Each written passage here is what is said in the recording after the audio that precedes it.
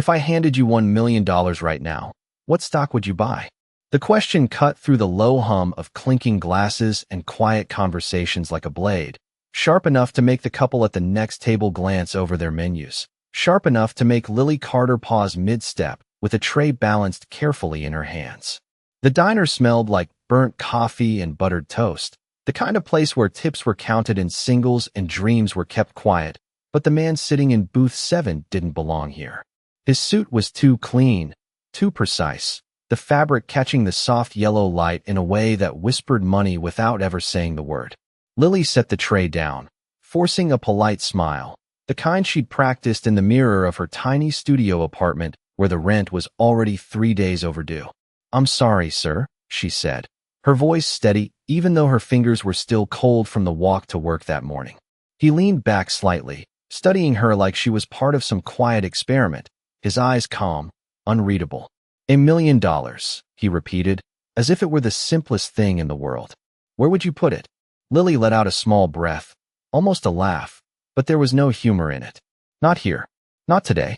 She glanced down at the receipt pad tucked into her apron, where the edge of a worn notebook peeked out, filled with scribbled numbers and late-night thoughts she never showed anyone.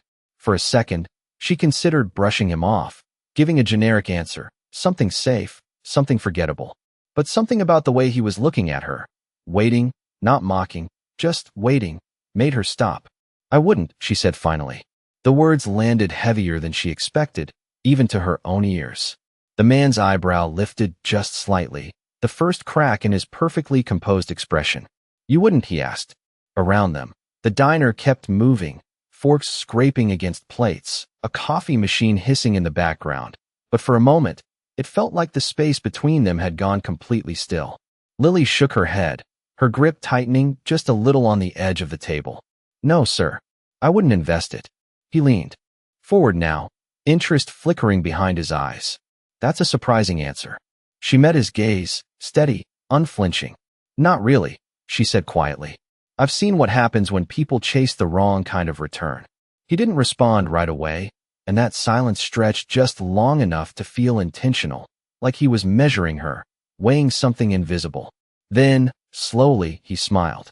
Not wide, not warm, just enough to suggest he'd found something he wasn't expecting. "All right," he said, his voice lower now, almost thoughtful.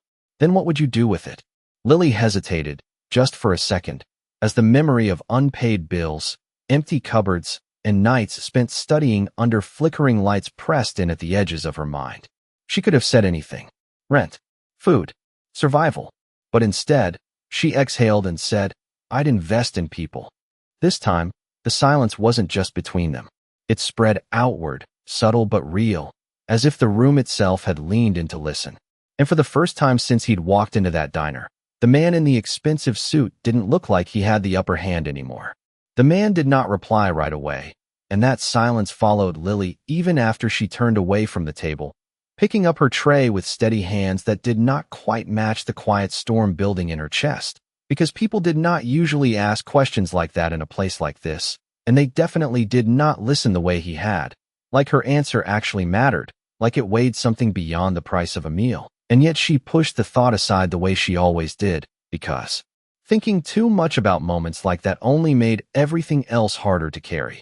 She moved through the diner with practiced rhythm, refilling coffee, clearing plates, smiling when needed, nodding when spoken to, but her mind kept circling back to booth 7, to the way his eyes had shifted when she said she would invest in people, not numbers, not charts. Not promises printed in bold letters on screens she could not afford to stare at all day, and when she finally passed his table again, she noticed something small that most people would have missed, a folded receipt.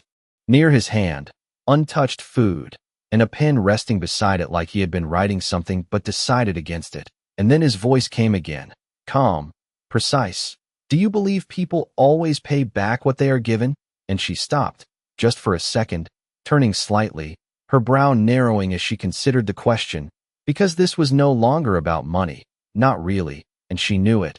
"No," she said simply, "but that does not mean they are not worth investing in."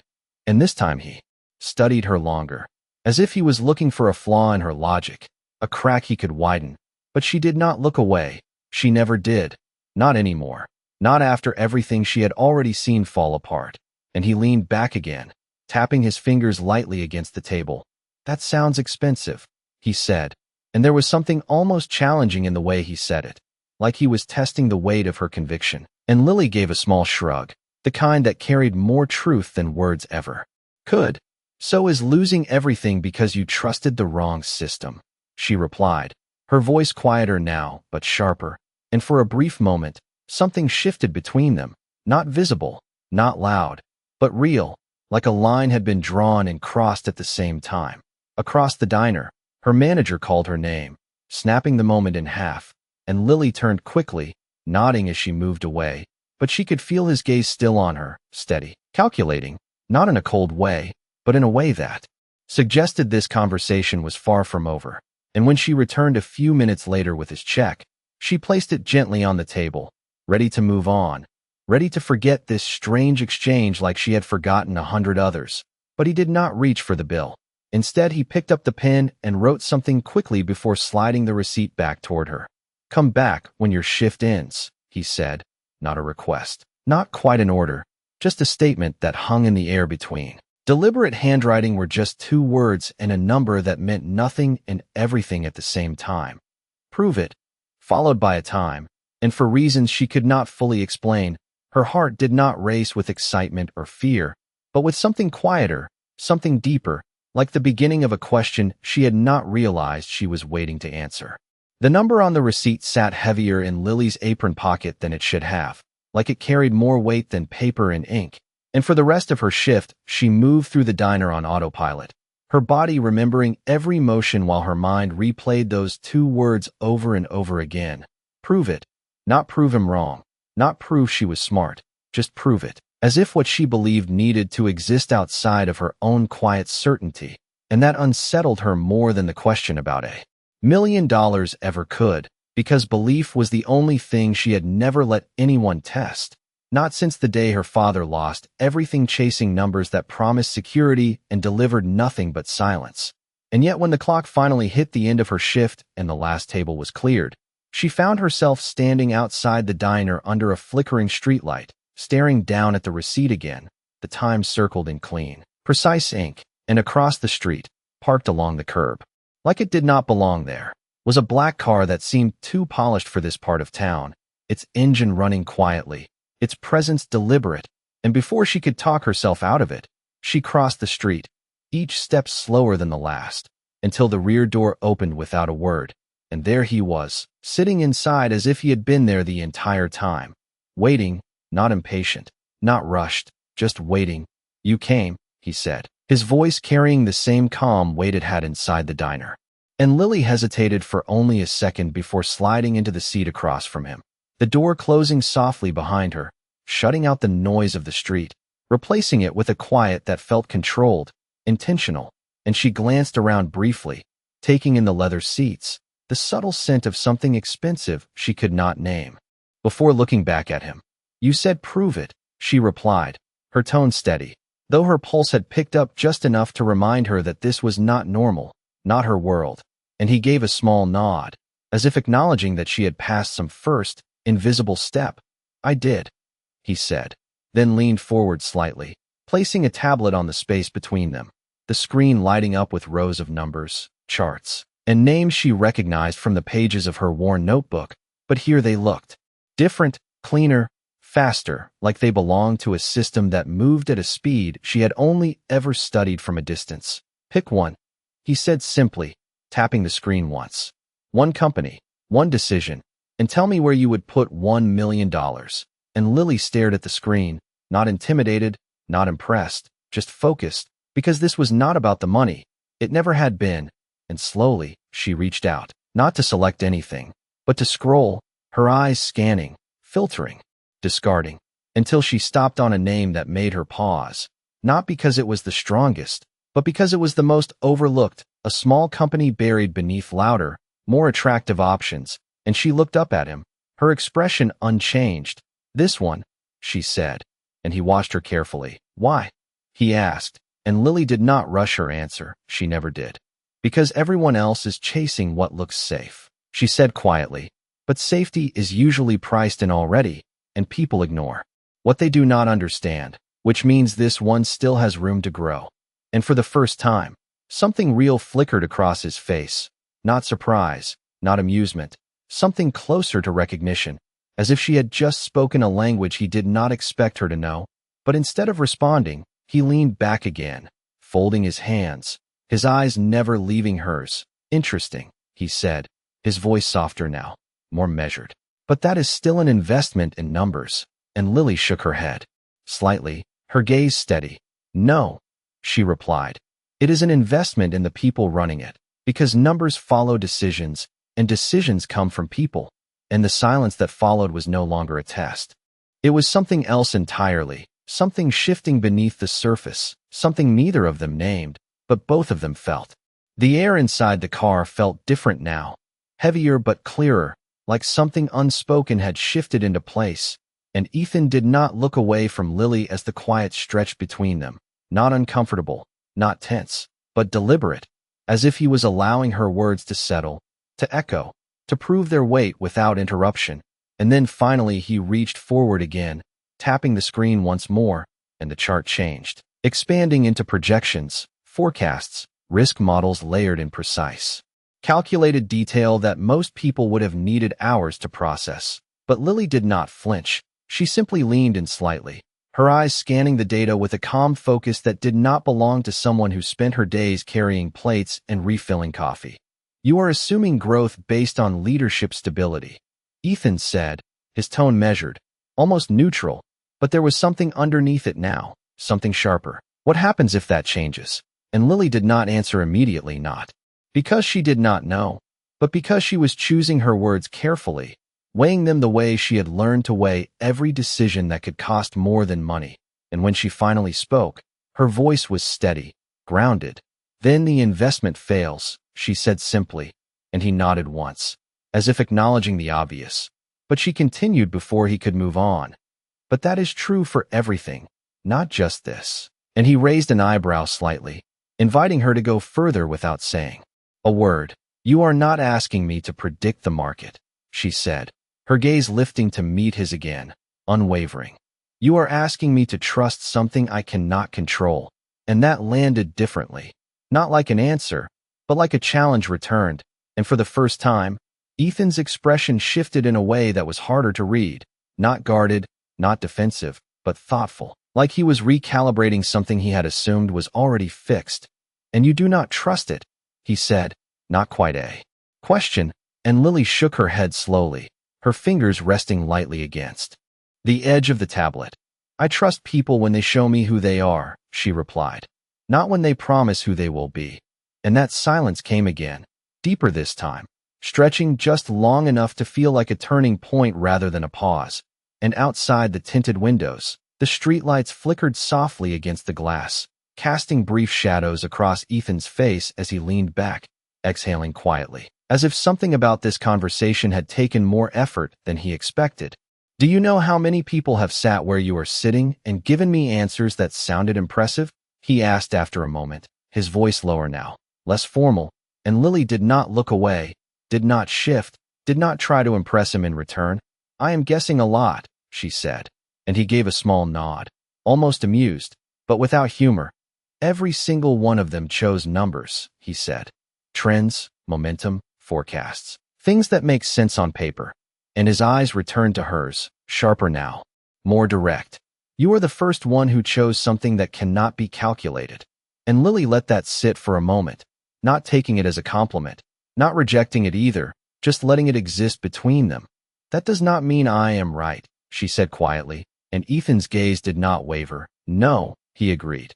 It means you are different. And there was something in the way he said it that made the word feel heavier than it should have, like it carried both risk and value at the same time.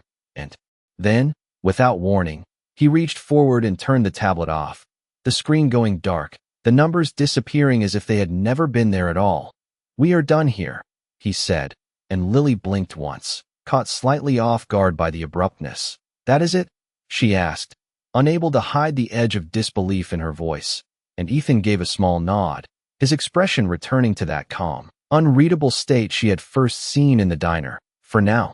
he said, and then he reached into his jacket pocket, pulling out a simple card, placing it on the seat between them without explanation. You said you invest in people, he added, his voice quieter now, almost thoughtful. Let us see if you meant it. And before she could respond, before she could ask what that even meant, the door unlocked with a soft click, and the moment ended just as suddenly as it had begun, leaving her sitting there with nothing but a card, a question, and the growing sense that this was not a test she could walk away from so easily.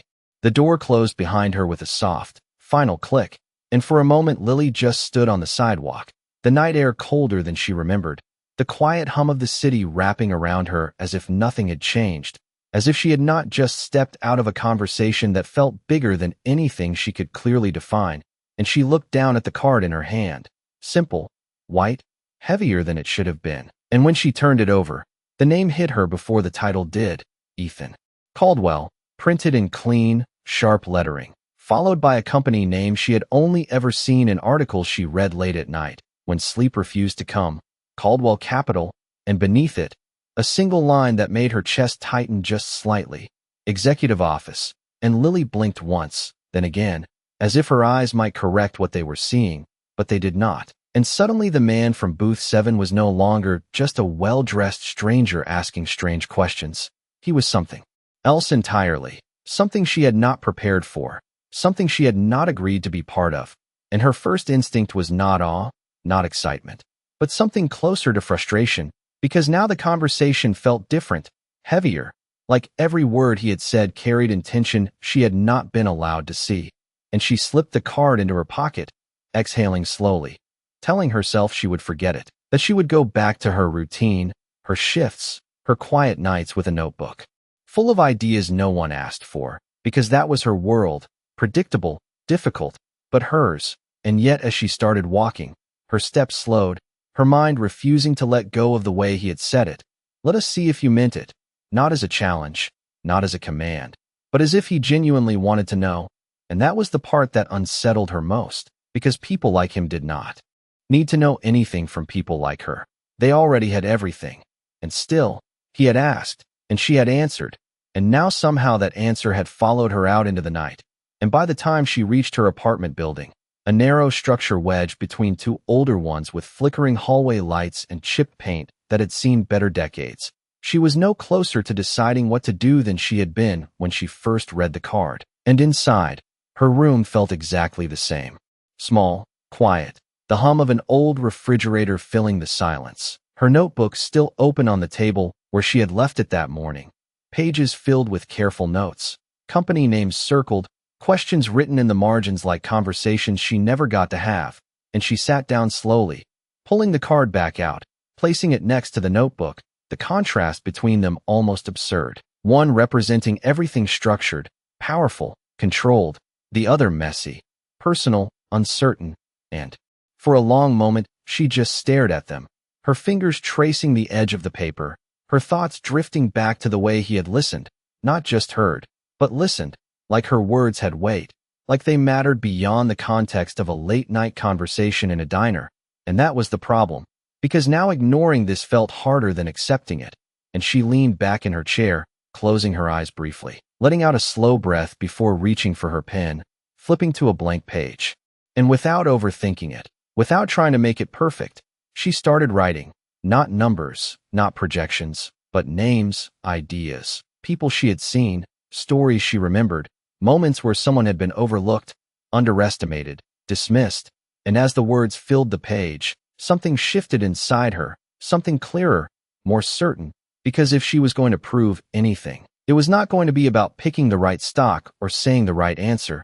It was going to be about showing that what she believed was not just a thought, but something real, something that could exist beyond her own mind.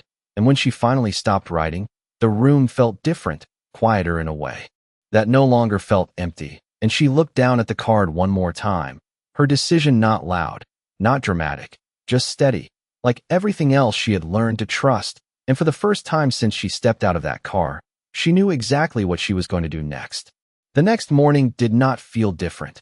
And that was what made it strange, because Lily woke up in the same small room, the same faint hum of the refrigerator in the background, the same thin line of sunlight slipping through the blinds and landing across her notebook, but something inside her had shifted, not loudly, not dramatically, just enough to make everything else feel slightly out of place. And she sat at the edge of her bed for a moment, the card still resting on the table where she had left it, and instead of reaching for it right away, she reached for her notebook, flipping through the pages she had filled the night before, names, ideas, fragments of something that was not yet fully formed but felt more real than anything she had written before, and she ran her fingers lightly over the ink, grounding herself in something she understood, something she controlled, before finally picking up the card, turning it over once more as if the name might change overnight, but it did not, and she let out a slow breath before standing, making a decision that felt less like a risk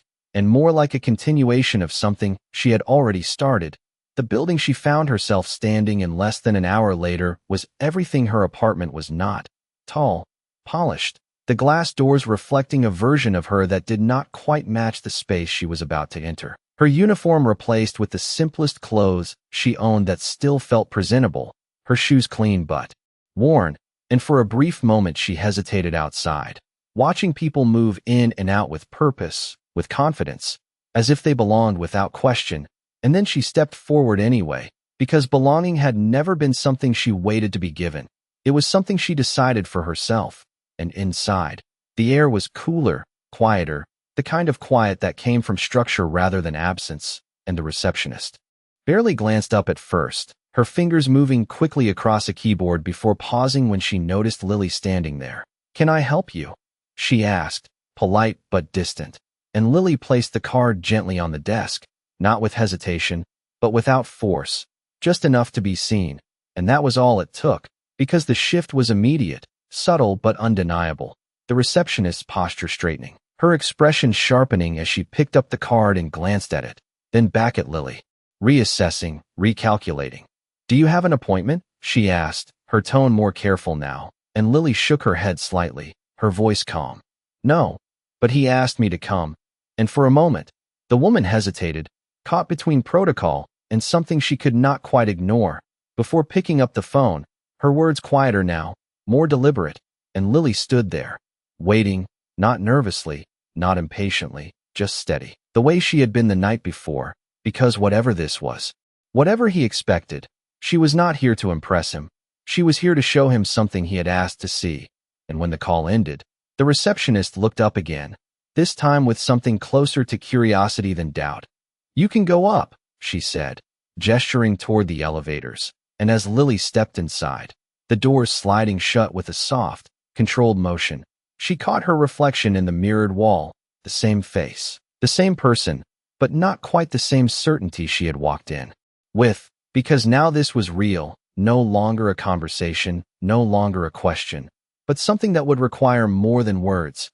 And as the elevator rose, floor by floor, the numbers lighting up in a steady rhythm, she felt that quiet shift again, the one that had started the night before, growing clearer, stronger, not because she knew what would happen next, but because she knew why she was here. And when the doors finally opened to a floor that looked nothing like the world she came from, she stepped out without hesitation, ready to prove something that could not be measured on any screen he had shown her, something that had to be seen to be believed.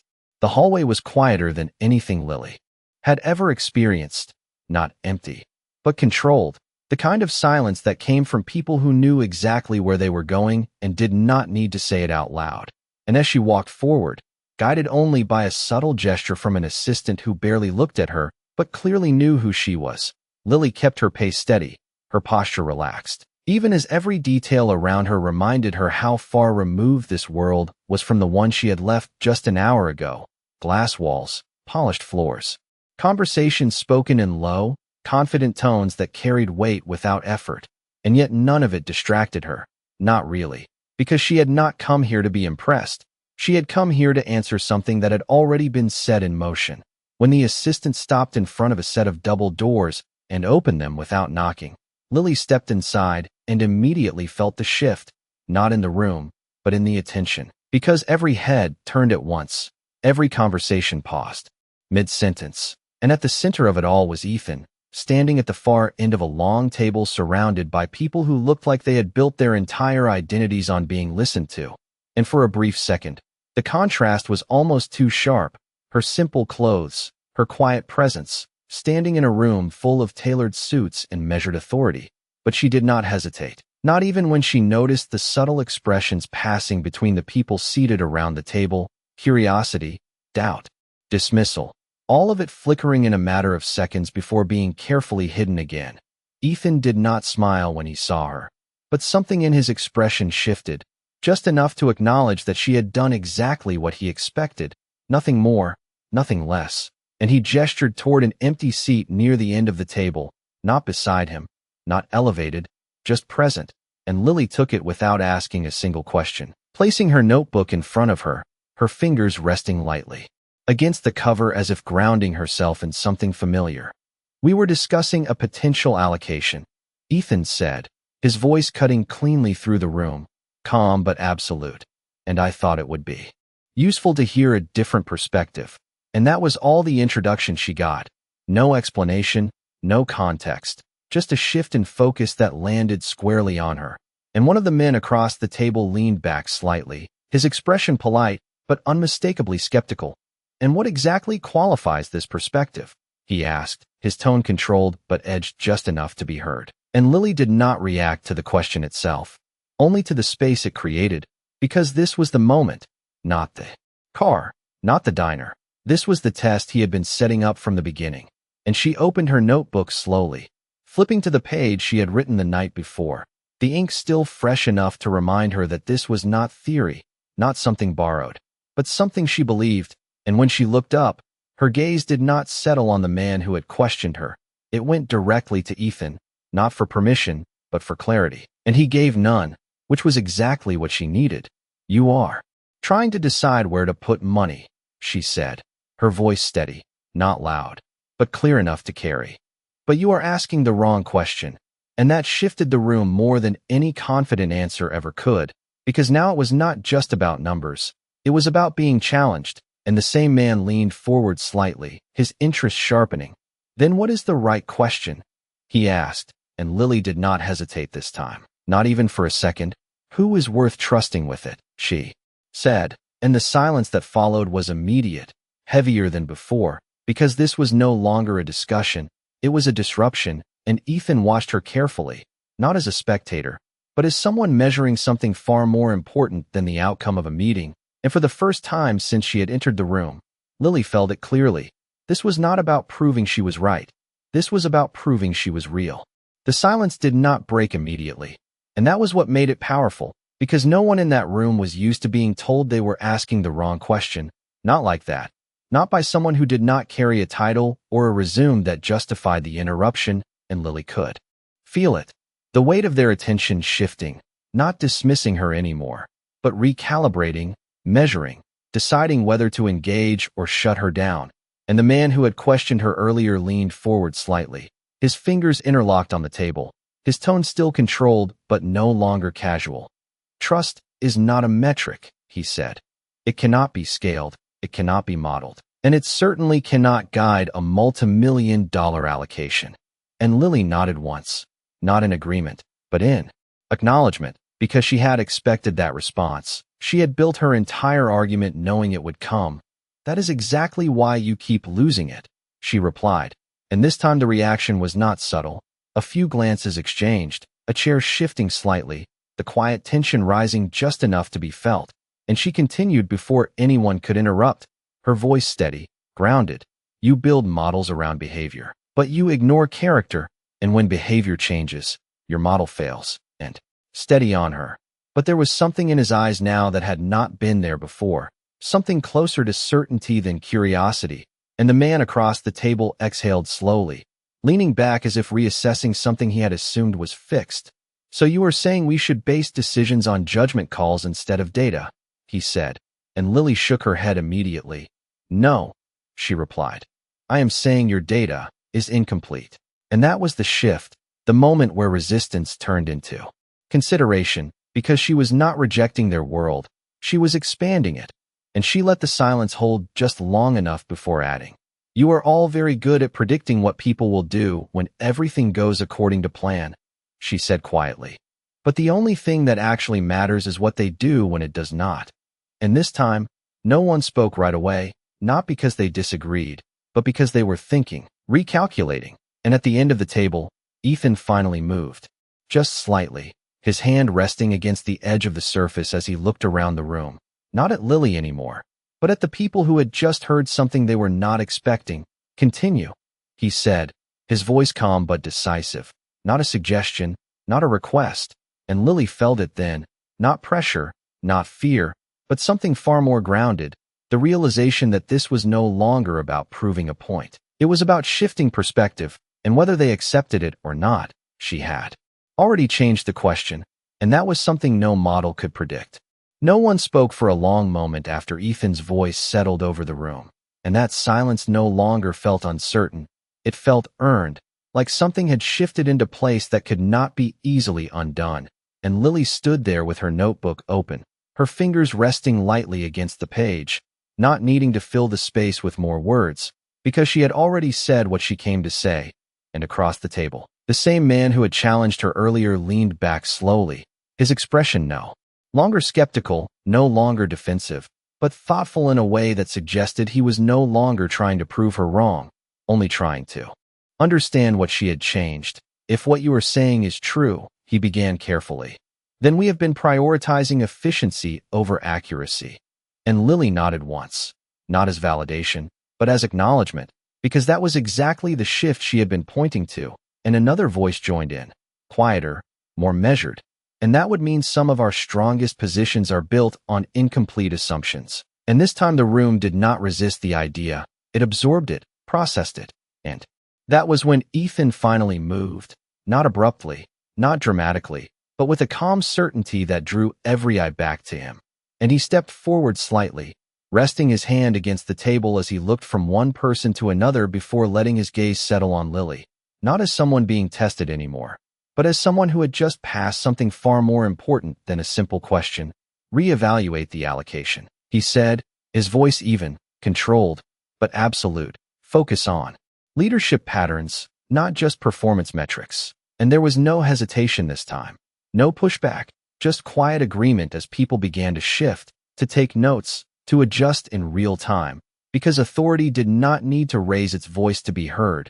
And Lily watched it happen, not with pride, not with surprise, but with a quiet understanding that this was what it looked like when perspective changed at the right level. And for the first time since she walked into the building, she allowed herself to breathe fully, the tension she had not acknowledged easing just enough to feel real. When the meeting ended, the room emptied quickly, conversations picking up again but softer now, more focused, and within moments it was just the two of them, the distance between them no longer defined by a table full of expectations. And Ethan looked at her for a long second, not studying her this time, not measuring, just seeing her as she was. "You did not come here to impress anyone," he said. Finally, and Lily shook her head slightly, her voice calm, grounded. "I came to answer your question," she replied, and something in his expression shifted again, not into a smile, but into something warmer, something more human than the controlled composure he had carried from the beginning. "And you did," he said, and for a moment, that was enough. No grand gesture, no immediate offer, just the recognition that what she had said mattered. And then he reached into his jacket pocket once more, not pulling out another card, not another test, but something simpler, a single sheet of paper that he placed in front of her. And Lily glanced down, her eyes scanning the lines quickly before lifting back to him, confusion flickering for just a second. "This is not a job offer," he said, answering the question before she could ask it. "It is an investment." And she frowned slightly, not understanding yet. And he continued, his voice steady, but softer now. "You said you invest in people, so do I. This is a fund, small to start, focused on the exact thing you described, identifying overlooked individuals with strong decision patterns and giving them the resources to grow." And Lily's fingers tightened, slightly around the edge of the paper, not out of fear, but out of realization, because this was not about bringing her into his world. It was about building something new from hers. "You will lead it," he added, not as a question, not as a demand, but as a statement that carried trust rather than expectation. And for a moment Lily did not speak, not because she did not have an answer, but because she understood the weight of what he was offering. Not money, not position, but belief, the same thing she had walked in with, now reflected back at her in a way she had never experienced before. And when she finally looked up, her voice was quiet, but certain. "Then I guess we are both investing in the same thing," she said. And this time, Ethan did smile, just slightly, enough to confirm what neither of them needed to say out loud, that what had started as a challenge had become something far more meaningful, something built not on status or assumption, but on the simple, undeniable truth that real value was never where most people were looking, and for the first time, both of them knew exactly where to find it.